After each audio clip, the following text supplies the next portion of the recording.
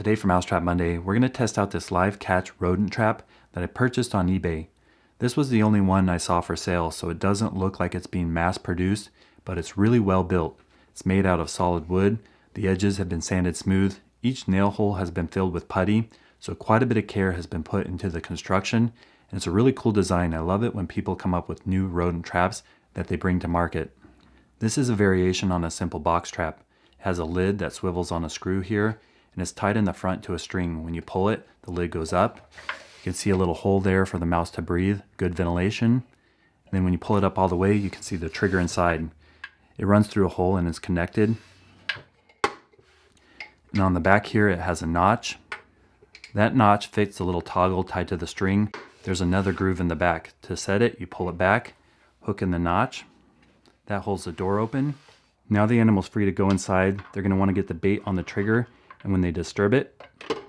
Another feature I like is this has a lock. If you pull out this pin, you can lift up the door and see a hole.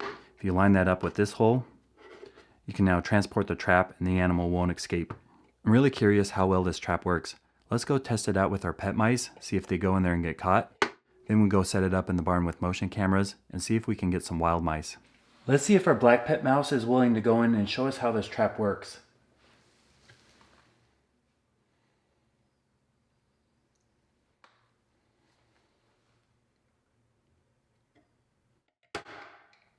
Well, that didn't take long at all. The mouse went in there, stepped on the trigger, and the door closed. If we wanted to take it outside, we could lock it in place, but instead we're going to put her back in her cage, then go set up the motion cameras and test it out on wild mice.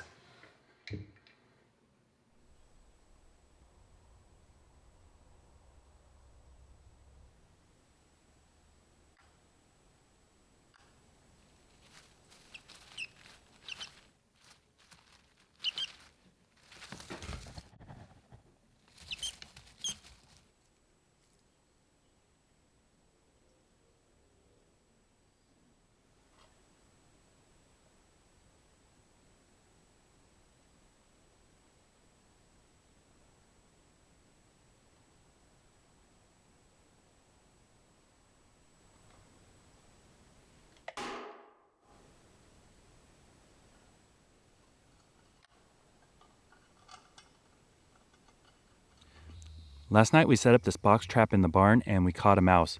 It went in there, tripped the trigger, and got caught. A really good design. Now after reviewing the motion camera footage, I was amazed to see that we also have a weasel hunting in the barn.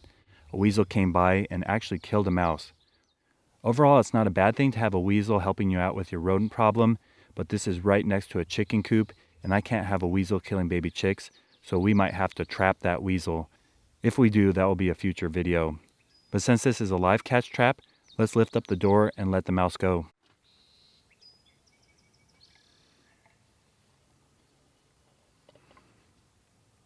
Seems like he's doing pretty well in there. He's watching out for the weasel.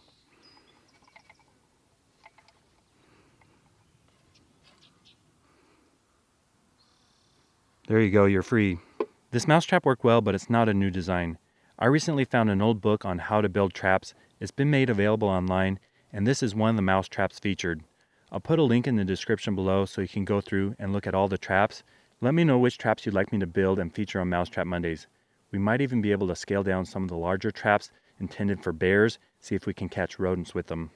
I'm posting between 4 and 5 rodent trap videos a week, so if you want to see how to catch mice, rats, squirrels, chipmunks, moles, voles, gophers, and maybe even a weasel, make sure you subscribe, and while you're at it, hit that bell to receive notifications.